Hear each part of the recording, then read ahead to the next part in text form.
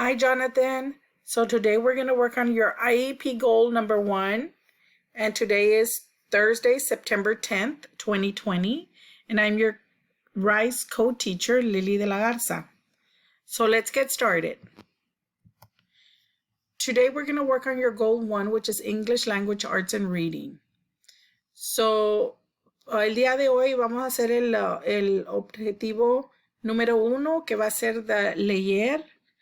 So let's start with the first worksheet. And this is your first worksheet, so I'm going to read it to you.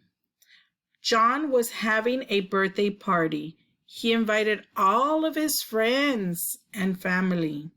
He wanted a tractor as his birthday present. He was also having a strawberry cake to celebrate. So this is the story. Now, first question. What was John celebrating?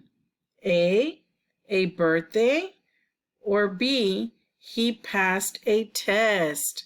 So think about it, circle your answer, and when you are done, please submit it into Teams. That is your assignment for today. It was quite easy. So once you finish, please upload it to Teams. Por hoy fue el único trabajo que tenía para hoy es esa página. Tiene una pregunta.